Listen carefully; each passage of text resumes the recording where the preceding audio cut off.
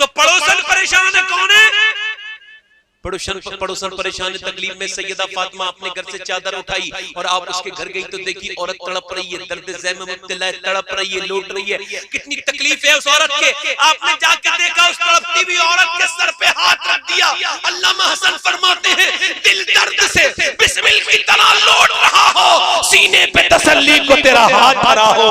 सैयदा फातिमा ने हाथ रखा, बच्चा बड़े आसानी से डिलीवर हो गया, पैदा हो गया। नबी करीम की बेटी ने उस बच्चे को अपनी गोद में उठाया। बोलो सुभान अल्लाह। वो बच्चा कितना मुकद्दस होगा जिसे हुजूर की बेटी गोद में ले ले। उसे उठाया और उठाने के बाद नबी पाक की बेटी ने, सैयदा फातिमा ज़हरा ने उस बच्चे को नहलाया। सुभान अल्लाह, जिसे नबी की बेटी पाक कर दे उसकी तो नस्लें भी कुफ्र से नापाक नहीं हो सकती। आपने उसे उसके घर उसे नहलाया और नहलाने के बाद नबी पाक की बेटी ने उसके घर में सफाई की। बेटी ने क्या किया? नहला दिया उसके घर में। अपने घर में नहीं हो रही आजकल, पड़ोसन के घर में। और फिर आपने उससे फरमाया कि तेरा शौहर आएगा तो खाना क्या खाएगा? कहने लगी मेरे शौहर मुझे मारेगा अगर खाना नहीं मिला। क्यों? तब मेरे घर में आटा नहीं है। तो आपने फरमाया तो ऐसा कर, मुझे दे दे लाज जौ, मैं तेरे घर में जो है आटा पीस देती हूँ और फिर रोटी बना देती हूँ। उसने बहुत मना किया, मगर आपने चक्की उठाई और उसके घर में चक्की चलाई। बोलो तो सुभान अल्लाह। यार ये चक्की कौन चला रहा है? जिसका बाप के लिए पूरी कायनात पैदा की गई है। ये नबी पाक की लाडली बेटी है। आपने चक्की चलाई और चक्की चलाने के बाद नबी पाक की बेटी ने, सैयदा फातिमा ज़हरा ने चक्की चलाई और चक्की चलाने के बाद ना फिर आपने ऐसा किया कि चक्की चलाने के बाद आपने रोटी बनाई। रोटी बना के आप चली गई। जब आप रोटी बनाने के बाद चली गई ना, अल्लाह अकबर, जब आप रोटी बनाने के बाद चली गई, शाम के वक्त में यहूदी आया। यहूदी ने अपने बच्चे को देखा तो दिल उसका बादीचा बादीचा गार्डन गार्डन हो गया। उसने अपने बच्चे को देखा और देखने के बाद खुश हो गया, मेरा बच्चा। उसने प्यार से अपने सीने लगाया तो औरत ने वक्त गनीमत समझा। उसने कहा कि तुम ये बताओ, तुम्हें ये बच्चा, तुम्हारा दिल खुश हो गया? कहा? सुनो, अगर आज उस नबी की बेटी ना आती जिससे तुम नफरत करते हो, जिनके तुम दुश्मन हो, तो सुनो, अगर वो नबी की बेटी ना आती तो तुम्हारे घर में 2 लाशें पड़ी होती। मेरी कोई मदद करने वाला न था। फातिमा का हाथ रखा गया तो मुझ पे करम हुआ है। अल्लाह अकबर। आदमी बोला उन लोगों का जिक्र ना करो। तो औरत कहने लगी, देख मैंने आज तक तुझसे कुछ नहीं मांगा, मगर ऐसा कर, एक करम मुझ पे कर दे। का क्या मुझे नबी पाक का दीदार करा दे। कहा क्यों? कि जब से फातिमा के चेहरे को देखा है यही सोच रही हूँ कि जब फातिमा के चेहरे का ये आलम है तो फिर मुस्तफा के चेहरे का आलम क्या होगा? ओए बोलो तो सही। नारायण तकबीर, नारायण रिसालत, मसलके आला हजरत सईदाने करबला। वो जो है आज नारायण तकबीर। वो आदमी अपने किचन में गया। किचन में जाने के बाद भूख लगी थी। उसने कहा चलो मैं उन लोगों का जिक्र नहीं सुनना चाहता, मैं उन लोगों से माज़अल्लाह नफरत करता हूँ। नफरत करता था, मगर जब अंदर गया तो कब तक बचेगा? अंदर गया, उसने जाकर जो है वो ना अपना किचन में जाकर के रोटी उठाई और रोटी उठाने के बाद एक लुकमा खाया, दूसरा खाया, तीसरा वापस आ गया। कहने लगा अपनी बीबी से, तूने आज खाना कैसे बनाया? उसने कहा तू इतनी जल्दी कैसे आ गया? मैंने तुझे कभी इतनी जल्दी आते नहीं देखा। कहने लगा नहीं तू ये बता तूने खाना कैसे बनाया? कहा तूने तो बहुत कम कैसे खाया? कहा तूने खाना कैसे बनाया? कहा तू तो बहुत खाता, 3 निवाले खा के कैसे आ गया? ये तो बता। दोनों बहस हो गई। कहने लगा तू ही बता दे। बोली तुझे ही बताना पड़ेगा। तो कहने लगा बात ये, मैंने बड़े बड़े राजे महाराजों के घर खाने खाए हैं, मगर जितना मजा 3 निवालों में आया है अपनी जिंदगी में कभी नहीं आया। तो कहने लगी ये खाना मैंने नहीं बनाया, नबी की बेटी ने बनाया। सुभान अल्लाह, सुभान अल्लाह। लुकनों ने दिल के जंग दूर कर दिए। सुभान अल्लाह। और फिर रो करके बोला, नबी की बेटी, मैं आपके वालिद से नफरत करूं और आप मेरे घर में झाड़ू लगाए? सुभान अल्लाह। और रोते रोते हुजूर की बेटी के दरवाजे पे जाके बोला, ए फातिमा, आप मेरे घर थोड़ी गई थी, इस्लाम मेरे घर चला गया था। आपने मेरे बच्चे को थोड़ी साफ किया, मेरी पूरी नस्ल को पाक कर दिया। गवाह हो जाओ कि एक यहूदी सिर्फ फातिमा की वजह से कलमा पढ़ के मुसलमान हो। सुभान अल्लाह, सुभान अल्लाह। किरदार थे माओ के, मेरे माओ के किरदार थे। तवज्जो है नहीं? इधर देखे, तवज्जो है, इधर देखे, जरा तवज्जो करता हूँ, इधर देखे, गौर करें। इमाम अली मकाम की मैं शहादत की बात भी इंशाअल्लाह करूंगा। दिल लग रहा है नहीं लग रहा है आप लोगों को? मगर देखे तो इमाम हसन हुसैन को कैसे पाला गया है। ऐसे पाला गया है मेरे नबी पाक सल्लल्लाहु अलैहि वसल्लम के, ऐसे पाला गया है। आप देखें खुतबे के वक्त में, खुतबे के वक्त में कितने खुतबे होते हैं? और रकातें कितनी होती हैं जुमे में? तो फुक़हा ने लिखा है ये दो खुतबों की निस्बत से ही 2 रकातें होती हैं। यानी ये खुतबा सुनना लाजिम है, जरूरी है। खुतबे के वक्त में हिलना झुलना मना है यार, खुतबे के वक्त में इधर उधर देखना भी मना है। अब इसी दौर में सुने, खुतबा मेरे नबी दे रहे हैं और इमाम हसन जो है वो अपने घर से निकल के बचपन में आ रहे हैं। हुजूर ने देखा मेरा बेटा लड़ खड़ा रहा है, तो सरकार ने खुतबे को रोका, 1-2 सब आगे बढ़े और इमाम हसन को गोद में उठाया और चूमा और मिंबर पे ले जाके बिठा दिया। जरा जोर से बोलो सुभान अल्लाह, सुभान अल्लाह, सुभान अल्लाह। अच्छा, और बच्चों का आना मना है कि नहीं मना है? अरे मस्जिद में बच्चों का आना मना है, मगर हसन हुसैन को, अगर हसन हुसैन मस्जिद में नहीं आते तो मियां ये बताओ सहाबा को कैसे पता चलता उनका मर्तबा क्या है ना? तवज्जो है कि नहीं? मगर हुसैन जरा तवज्जो चाहता हूँ, हुसैन कौन है जरा तवज्जो चाहता हूँ। हुसैन कौन है? हुसैन जब पैदा हुए तो हुजूर का लुआब पिया और जब नबी पाक जब प्यास लगती थी तो हुजूर अपनी जुबान पिला देते थे। मगर यहाँ पर तवज्जो की बात ये है, ये बताओ जरा गौर करो आप, हुजूर को जब वहां पर खैबर के मौके पर जहर दिया गया था गोश्त में, तो गोश्त की तो बोटी थी ना जब हुजूर के मुंह में आई, और जब आपका लुआब लगा ना तो वो बोटी बोली मुझे मत खाइए, मेरे अंदर जहर है। अच्छा, उलमा ने लिखा है इस वजह से बोली वो कि उसे नबी का लुआब लग गया। क्या लग गया बोलो? तो नबी का लुआब एक बार लगा तो बेजान गोश्त की बोटी बोल गई। ये बताओ तो फिर वो हसन और हुसैन कैसी तकरीरें करते होंगे जिन्होंने बार बार नबी का लुआब दहन पिया। सुभान अल्लाह, सुभान अल्लाह, सुभान अल्लाह। 1 मिनट रुक रहे, लाइट आ रही है ना?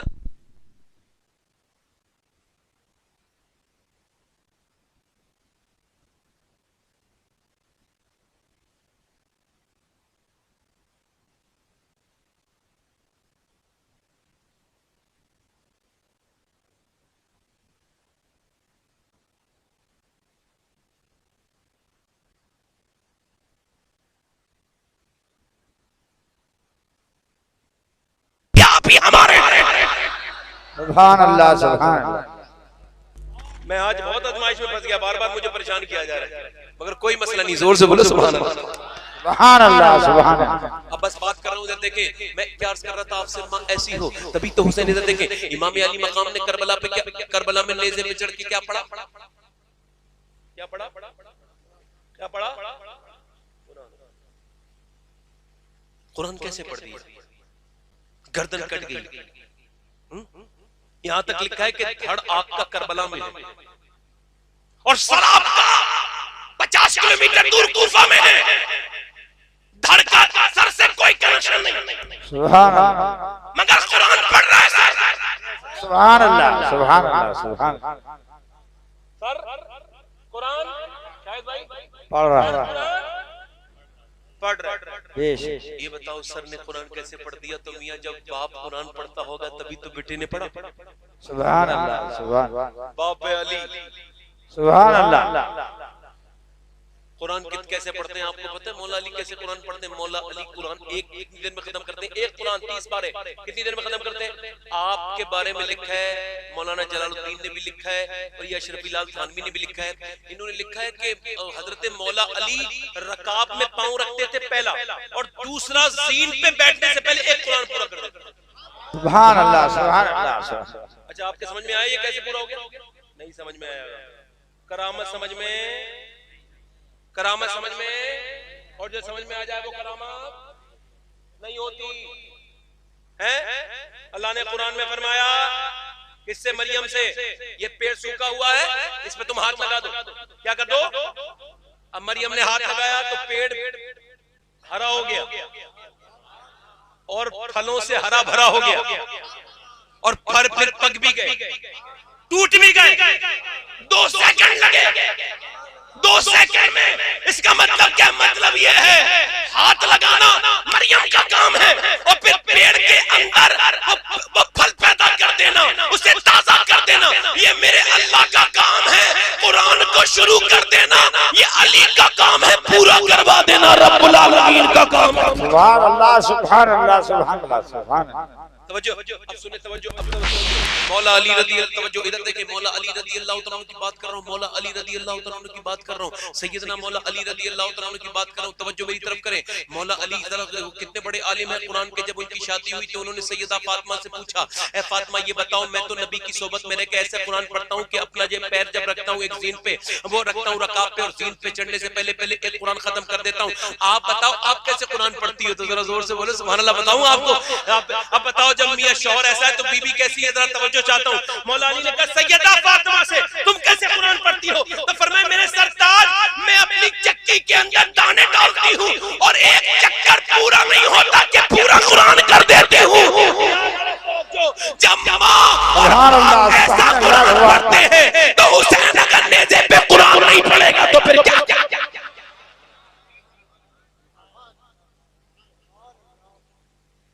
करबला में हुसैन, अब आओ करबला चलते हैं, देर न करें।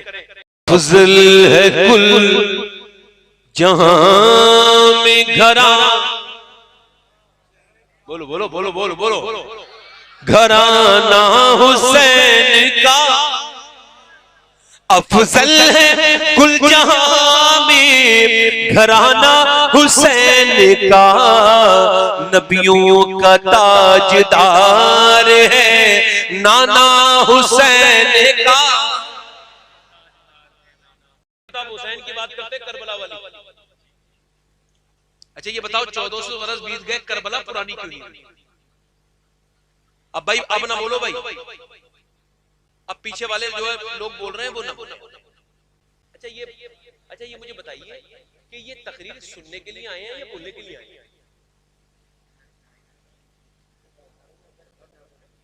वैसे मैं बगैर माइक के भी वहां तक आवाज पहुंचा दूंगा।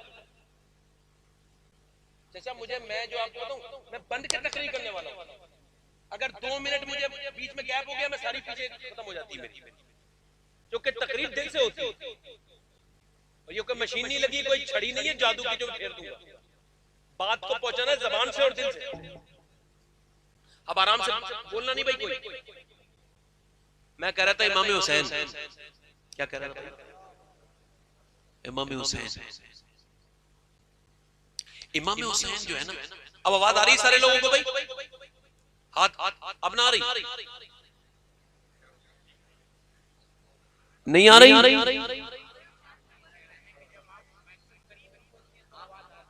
अच्छा मैं के दूर ना बोला करूं। अच्छा यहां पे ऐसी रख के बैलूं।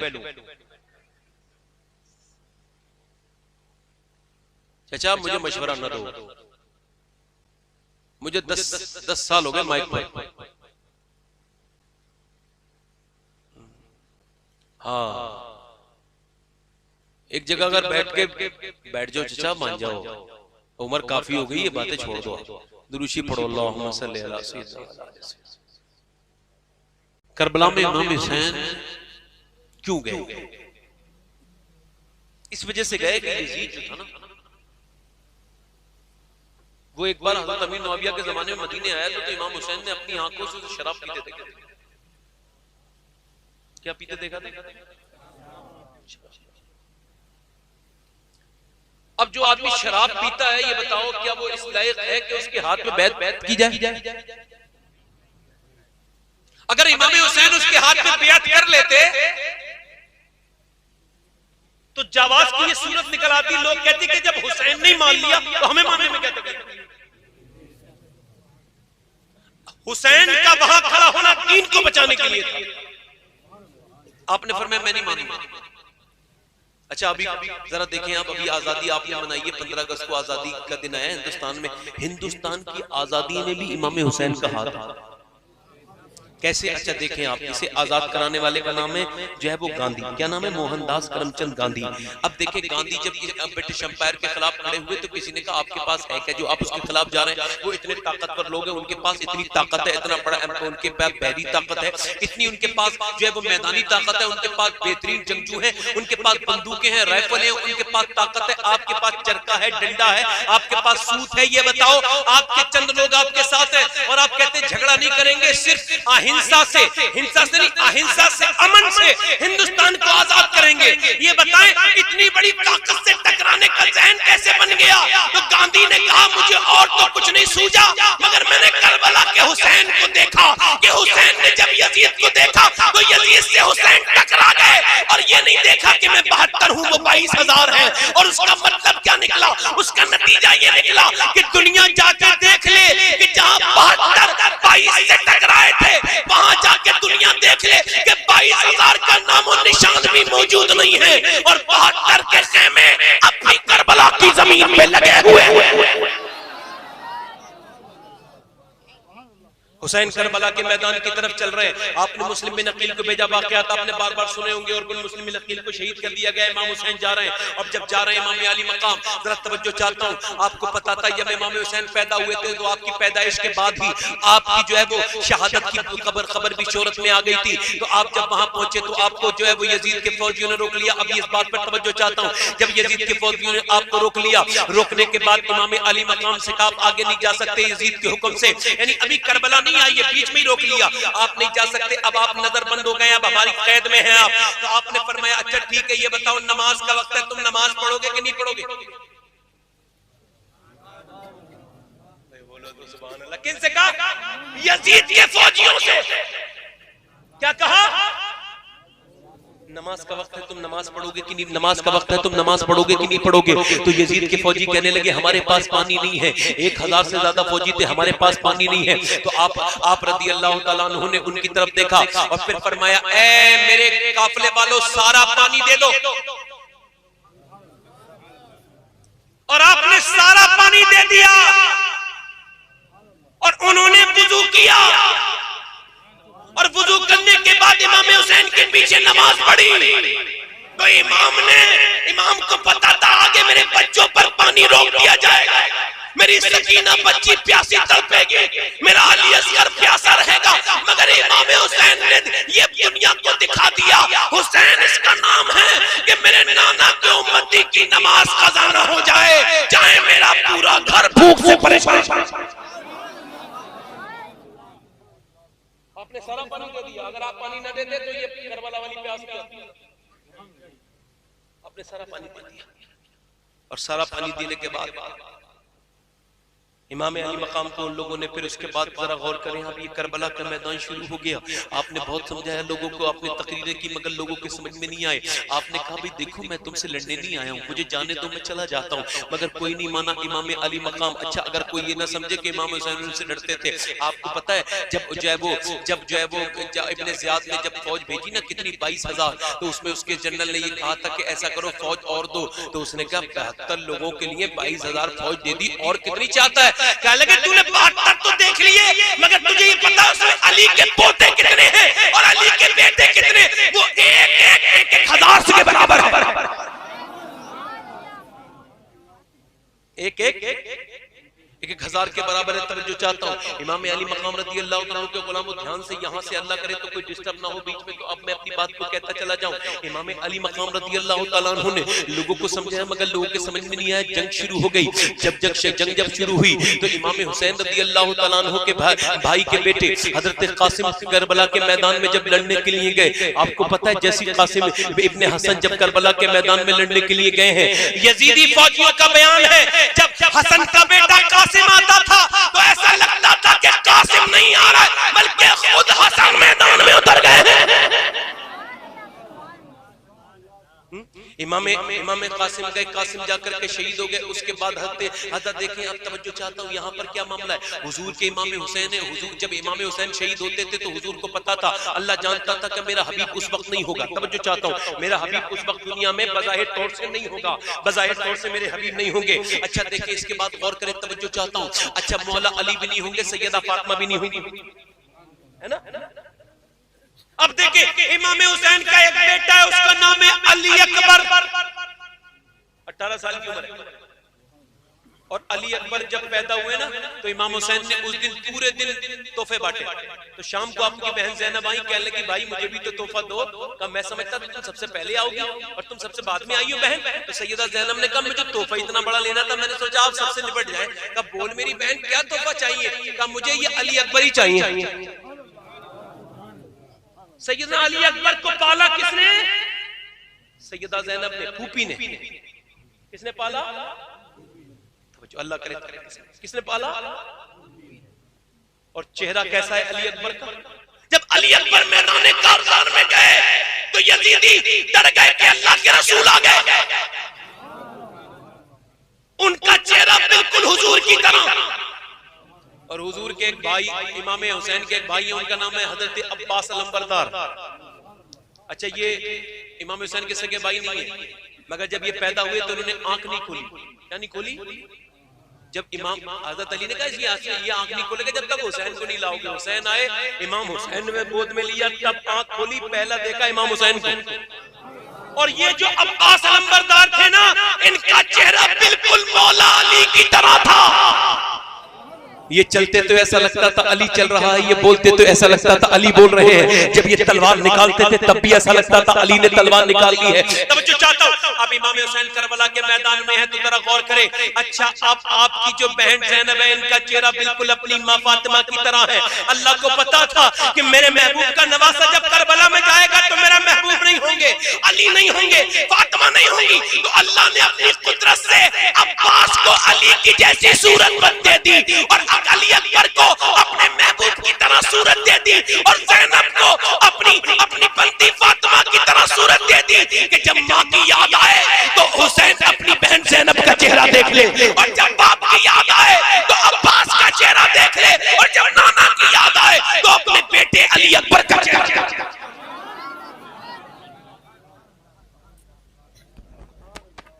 इमाम अली मकाम मियां देखे जंग लड़ने के लिए तैयार है। अब देखे छोटा सा एक बच्चा भी शहीद हो चुका है, जो 6 महीने का है, वो भी शहीद हो चुका है। इमाम हुसैन लेकर के गए, सारे लोग शहीद हो गए, तो इमाम हुसैन लेकर के छोटे से बच्चे को गए और ले जाने के बाद आपने जालिमों से कहा ऐसा करो तुम मेरे बच्चे को पानी दे दो, ये नहीं जानता बैत के बारे में, यजीद के बारे में, ये प्यासा है, इसे पानी दे दो। एक जालिम ने ला करके तीर मारा, पानी क्या देते, तीर मारा, इमाम अली असगर की गर्दन में लगा। जब गर्दन लगा तो गर्दन ढलक गई। जब गर्दन ढलक गई तो इमाम हुसैन ने उस इमाम अली अकबर को देखा, और देखने के बाद आपके जब हाथ में खून आया तो आपने रब की बारगाह में कहा मेरे रब, हुसैन अब भी तुझसे राजी है, हुसैन अब भी तुझसे राजी है। जरा गौर तो करो, कोई दुनिया में ऐसा इंसान होगा? अल्लाह ने कुरान में फरमाया मैं तुम्हें औलाद से आजमाऊंगा, मैं तुम्हें माल के नुकसान से आजमाऊंगा, मैं तुम्हें आजमाऊंगा दौलत से, मैं तुम्हें आजमाऊंगा माल से। मगर हुसैन ऐसे हैं जिनके ऊपर कितनी आजमाइशें आई हैं। जरा देखो, बच्चे की लाश पड़ी है, रिवायत में आया है, तवज्जो चाहता हूं कि जब ये करबला वाली जंग हो रही थी तो पड़ोस में एक औरत सफर कर रही थी अपने जवान बेटे के साथ। उस बुढ़िया ने जब सुना कि